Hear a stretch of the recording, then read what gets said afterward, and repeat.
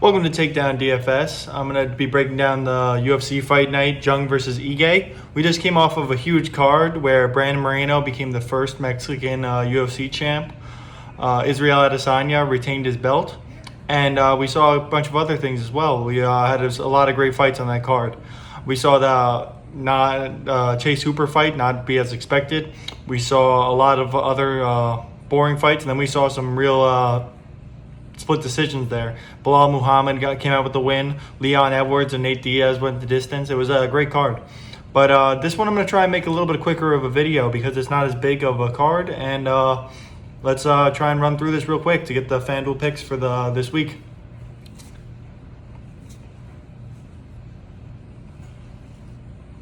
All right, let's bring this up for the first fight. We've got Casey O'Neill versus Laura Procopio. All right, so we got Laura Procopio comes in at $20 price tag on FanDuel, which is a little high when I look at a fight that's minus 310 to go the distance. She's a minus 152 favorite against her opponent, Casey O'Neill, which comes in $11 at a plus 124. So to break this down, they're both grapplers. Laura's the more defined striker of the two. And if Procopio tires, O'Neill can get the takedowns and can get on top. But Procopio is more refined of a fighter. She's a better overall, all-around fighter. So I like Procopio to win this fight, but if you need a dog play, I like Casey O'Neill at $11 because she has a chance to win this. Because like I said, if Procopio tires, which he's been known to do in some of her fights, Casey O'Neill could find a way to get the win late. But I'm not going to pay $20 for Laura Procopio at that price because I don't think she gets the finish, and I don't think she does enough in this time. So give me the dog for FanDuel. Give me Laura Procopio by decision, though. Next fight, we have Joaquim Silva versus Ricky Glenn. Ricky Glenn comes in at minus 104 to Joaquim Silva's minus 118, so it's a toss-up fight. Joaquim Silva's a $16 fighter to Ricky Glenn's $15 fighter, so toss-up here. And it's minus 168 to go the distance. They believe it will. These guys haven't fought in a while. It's been a little over a year, 2 years for one of them. But Silva goes hard from the first bell. He's like a knocked out or get knocked out kind of guy.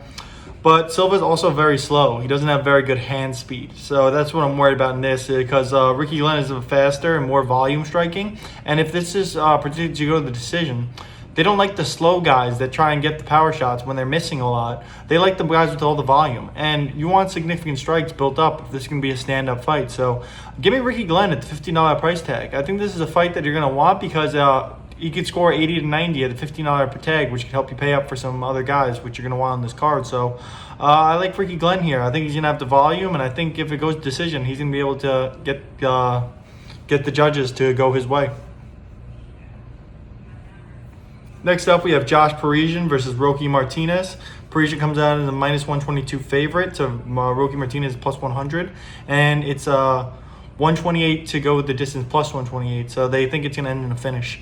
$18 fighter, Josh Parisian, Roque Martinez 13, which is a little bit of a discrepancy for how close the odds are. But Parisian's a big heavyweight. He's comparable to like Ben Rothwell. They're both big, heavier guys that fight like a heavy weight for this weight class.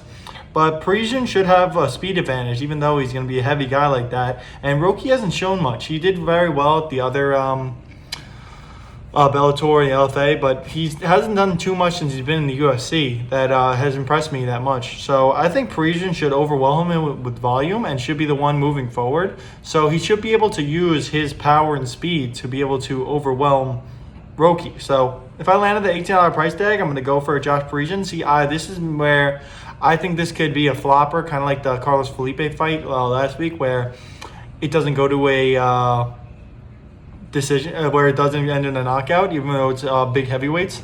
So I think this could be a decision type. So I'm not going to push to get Josh Parisian in here, even though I think he wins. And if I had to say, I think he wins by a late knockout. But yeah, if you land the $18 price tag, I wouldn't stop you from going Josh Parisian. Next up, we have Kalen, or known as Chaos Williams, against Matthew Semmelsberger. Chaos Williams comes as a minus 176 favorite to Semmelsberger's plus 142. And Chaos Williams is $19 to Semmelsberger's $10, which is crazy for the odds. and it's plus 144 to go the distance. So they think this is going to end in a finish, and if you know a Chaos Williams fight, it probably will. Chaos is coming off a decision loss, which he was very unhappy about, and coming off 2 first-round KOs, and then going to a decision loss, you probably want to avoid a decision at all costs. So I think Chaos Williams is going to be coming out here looking to finish this one. So when moving forward, Chaos has speed and power. He's been known to do that. He did that against Abdul Rock Al Hassan, who a lot of people didn't move forward on him, and he was able to put him out. And Semmelsberger is probably the more skilled guy, I'd say. But so Semmelsberger and his camp have to probably be working on going for the takedowns and trying to do more of a grappling and wrestling thing. Because if he tries to stand and strike, which I think he might with Chaos Williams, Chaos is going to put him out. So I'm going to lean the direction that Chaos Williams is able to keep this fight standing, and he does put him out. So I'm going to take Chaos by knockout. But if you want to take a chance on the dog, at plus 142, that's not a bad thing to go Semmelsberger, because if you don't have Chaos Williams in your lines, someone's getting knocked out. So you're screwed if Chaos Williams has a huge score anyway. So you might as well go with the other guy in Semmelsberger, because he has the power to knock him out as well. So I like this fight, and if I had to choose one guy, I'm taking Chaos Williams by knockout. This is a sneaky fight for me, because a lot of people probably won't look this way. We got Virna Jandiroba at minus 152 to Kanako Murata at plus 124. Jandiroba's $17 to Murata's $14. And it's minus 168 to go the distance. I believe it will. Jandiroba is better than everyone at Jiu-Jitsu in this division besides Mackenzie Dern. And that's saying a lot, because Mackenzie Dern is very, very good. So to be better than everyone else, it's saying a lot about your Jiu-Jitsu game. Virna is usually the smaller fighter in her fights, which actually hurts her. So it's like she should have the size advantage here against Kanako Murata, who's very small at 5'1", and only a 62-inch reach. So she actually has the advantage there. And the line has moved towards Virna. So it opened up more as more of a pick'em, and it's going towards Virna, because I think people are starting to realize this. And I actually think that her submission game with her jiu-jitsu, she's actually has a chance at a submission here. So I think I'm going to lean, if I'm in that $17, $8 price tag, I'm going to have a lot of Virna Jandiroba, because I think she's going to chain takedowns, and I think she's also going to be able to control her a lot. So on FanDuel, you don't get the control time, but I think she should be able to do enough with this and get submission attempts, and I think she should be able to finish this, where plus 132 to end in a finish is pretty good for a women's fight, because you see a lot of minus 400 to go the distance here. So I actually like Virna Jandiroba to get the finish here as submission on Kanako Murata. Next fight, we have Alexa Kamur versus Nikolai Negumereanu. Kamur comes in as the biggest favorite on the slate at minus 250, and that makes him the $23 fighter of the week.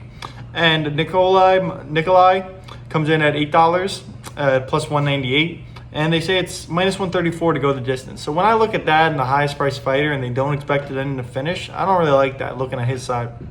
But Kamur trains with Stipe. That's how he came into this. Everyone looks and goes, wow, like the guy trains with Stipe, he must be good, and that's how he's gotten hyped up. Nikolai needs takedowns and to be aggressive in this fight if he wants to have a chance. And the push for Nikolai, I'd say, is his last his last fight, he had a very poor outing, and he hasn't fought since then.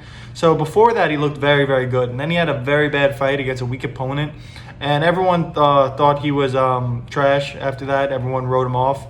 Kamura had the opposite, where he put out his opponent, and everyone said, wow, like he might be the real deal. So I think they're overreacting to Alexa Kamur because he's Stipe's training partner and the fact that he had that finish, and then they're downgrading Nikolai. So for a $15 price tag on this slate, I'm gonna have some Nikolai. I mean, I'll have a little bit of Alexa Kamur if I end up landing up there in that range, if I end up liking a couple of the lower price fighters.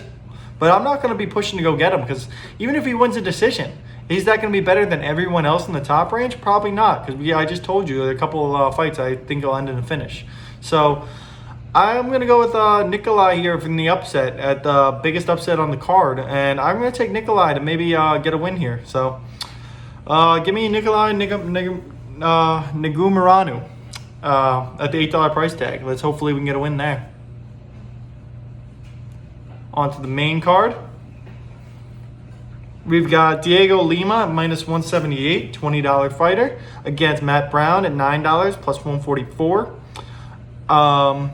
That's pretty crazy how the odds for the other one were -250 and +198, and then this one's -178 and +144, and Matt Brown's only up $1. But the crazy thing here is I actually like Diego Lima better than I did Alex Cameron last fight.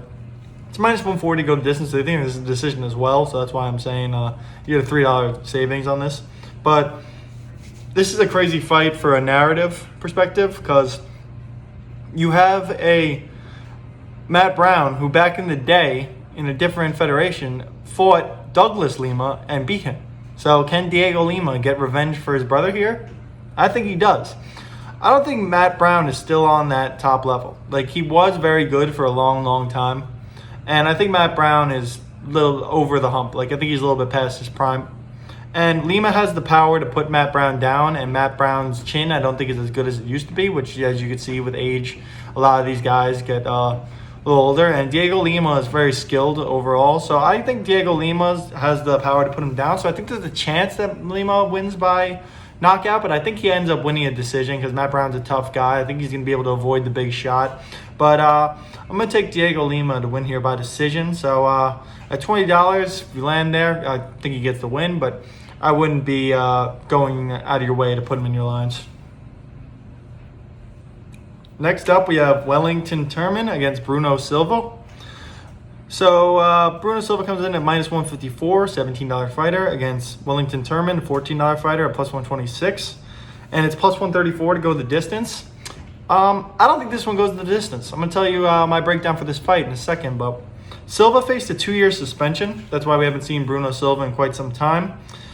And this guy is coming back. You can't see it in the picture here. It's blurred out on the UFC site. I wish I had a picture ready to go. But Bruno Silva is a brick house. This guy is jacked up. Like, he is ready to go. And this guy is a tough guy. Back in the day, he was a big knockout artist, tough fighter. Like, you don't want to get hit by a Bruno Silva shot, and you still don't. And it was a big misunderstanding with what happened. I don't think he was taking something that he didn't think was disallowed. And when he came over here, it came in and he just took the 2-year suspension instead of being fired in general. And so he faced a 2-year suspension. I think he's coming back ready and prepared for what is coming now. So Silva pressures with his power and physicality. Cardio is the question with Silva, though. He had very bad cardio to begin with, and now he's 2 years later and older. How is he coming back? Can Silva knock him out before he fades? That's the question here. And my answer to that would, in my head, is I believe he can. I think Bruno Silva can get a first-round knockout or early second-round knockout here.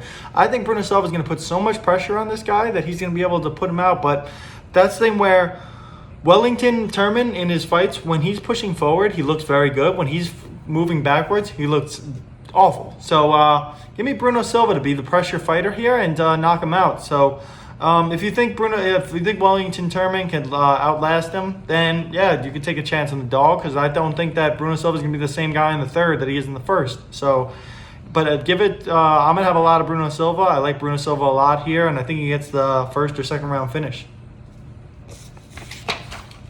Next, we have Julian Juicy J. Arosa versus Sungwoo Choi. Choi is a $19 fighter, comes in at -142. To Arosa, the +116 fighter, at $12. And it's -130 to go the distance. Woo Choi is a very technical fighter, and Arosa is very more unorthodox. He looks for the sneaky submissions. He got a sneaky submission in his last fight as well. But if this is the thing where Woo Choi's gym should be knowing who they're going against. Where if he goes in for a takedown is not right on his game, he'll be put into a guillotine or a Darce choke right away. So I think he'll know what to do here. I think he's going to be smart enough to be able to not put himself in the submission attempts, but it's hard against Julian Arosa because he's so unorthodox. But Woo Choi is so technical that he could just piece him up for a few rounds and get a split decision or a decision here, because I don't think Julian Arosa is going to be able to do enough to get the decision. So I think if Julian Arosa wins, it could be by submission. So I'm going to take chances on the dog here at $12. But Woo Choi is the technical fighter, more well-rounded. If you want a guy that you think is going to win the decision, I think it's Woo Choi. So I lean Woo Choi to win the fight, but if you want a chance at a sneaky submission guy, Julian Erosa is definitely live here. Okay, we have Marlon Chito Vera at minus 230, $21 versus Davey Grant at plus 184, $8 fighter. To go the distance is minus 122. To not, it's minus 102. So they believe it's a toss-up. This is a rematch fight. Davey Grant actually beat him a long time ago, but Marlon Vera has definitely changed since then. He became a good submission guy, added leg kicks, and became more well-rounded. Back in the day, he was very bad. But that's the thing, though, is usually when someone wins the first fight, they typically win the second one. It's a little crazy how that works in UFC. But Vera's coming off an Aldo win, and this is a big step down in competition for him. They fought so much time, a long time ago, and Vera has gotten so much better since then. So I think coming off that win against, coming off that loss to Aldo, he learned so much in that against that competition to now he's going up against someone that's not on Aldo's level at all, because Aldo is one of the best of all time. So like it's tough to say that Davey Grant can do the same thing Aldo did, because he can't. But that's the thing where I think Vera wins this fight. I think Vera is going to be able to do enough to get him. He's going to go with leg kicks. He's going to look for submissions. He's going to beat him up. But I think that Vera could either finish in the third round or just win a decision, because I think that Vera is going to be up 2-0 when it goes to the third round. So give me Marlon Vera here, even though Dave Grant's a live dog because he's beat him once, but he's developed a lot since then. So $8, definitely live, but give me Marlon Vera to win a decision or a late submission. Next, we have another fight I'm really looking forward to. We got Alexei Oleinik, the boa constrictor, at plus 188, $9 versus Sergey Spivak at $22, minus 230. And this is one of the biggest go the distance props I've ever seen. Plus 440 to go the distance. So they're saying this is going to be finished. This is finished. For a 3-round fight, that's crazy. Minus 700 for no. That's huge. But Oleinik is old. He's 43, about to be 44, and he continually gets knocked out. This guy made his debut in 1996, and he's been around for a while. And now in his old age, he used to be strong and have a great chin, but now in his old age, it's hard to keep that same chin because the old guys get knocked out by these younger dudes. And Sergey Spivak is not nicknamed for the polar bear for nothing. He's a strong dude. So Alexei Oleinik's been knocked out in a couple of his last fights, and now he faces a guy, Spivak, who's surging right now, and like Spivak is a ground and pound guy, so if he gets him on the ground, you have to be afraid of the submission. Like at any point in an Alexei Oleinik fight, you're afraid of that submission, but he had to have worked on that, and that's probably the thing where they're like, you are not going to lose this fight unless you get submitted. So he's going to be looking for that all the time, but I think if he gets on top in this fight and gets out of a position where Alexei Oleinik can submit him, I think he's just going to ground and pound him until the ref pulls him off. So I like Spivak to finish this fight by TKO on the ground. I think he grounds and pounds him and gets him down at a certain point in this, even through a knockdown or some sort of grappling exchange. But I think Sergey Spivak is going to win this fight by knockout. So I like him, and I'll have some of him in my captain spot. That's why at the $20, $23 price tag, I'm leaning Spivak over all the guys that we've talked about. So now we go on to the main event. The main event, the Korean Zombie, Chan Sung Jung versus Dan Ige, 50K. 50K because he wins so many of the bonuses. Minus 110, toss up here. $19 for Ige, $18 for Chan Sung Jung. And plus 102 to go the distance, even though it's 5 rounds, so it's a little different there. So it's pretty much a toss up. This is the Korean Zombie, Chan Sung Jung's 8th straight main event. He hasn't fought a 3-round event in 9 fights. That's pretty crazy. So he's just a main event guy. That's what he does. He just headlines main events, fights whoever. But Chan moves forward with reckless abandonment. And he's been known, that's why he's been called the Zombie, because he was able to move forward and still get hit and just keep moving forward. That's his type of guy. And he's been around the block now, and he's shown that he can get beat up. And can Dan Ige do that? We just saw what he did to Gavin Tucker. But this is a step up for Dan Ige. So can Dan Ige make that step? I think he can, to be honest. I like Dan Ige.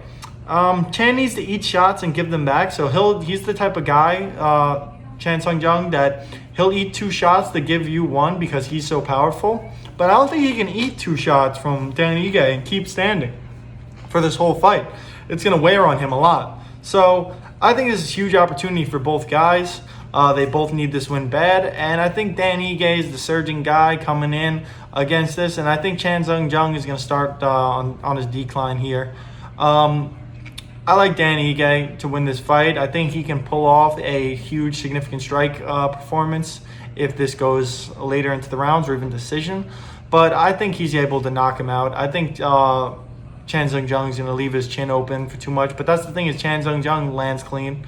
Dan Ige is going down. But I just think that Dan Ige is going to look for that counter and just keep going at Chan Sung Jung this whole fight. Like, Chan Sung Jung could equip the wrestling, but we haven't seen Dan Ige wrestle in a while, but he's known to have good wrestling. He comes out of a great gym. But yeah, give me Dan Ige here, 50K to get 50K bonus for a knockout on Chan Sung Jung. So that's my picks for this week's fight night, Ige versus Chan Sung Jung. Yeah, make sure to follow me for all my baseball and basketball picks. And we're going to start up NFL here soon with some fantasy football analysis and fantasy football drafts. But make sure to follow me at Instagram at TakedownDFS, TikTok at TakedownDFS, and Twitter at TDownDFS. And make sure to like and subscribe. Thank you, and let's take down.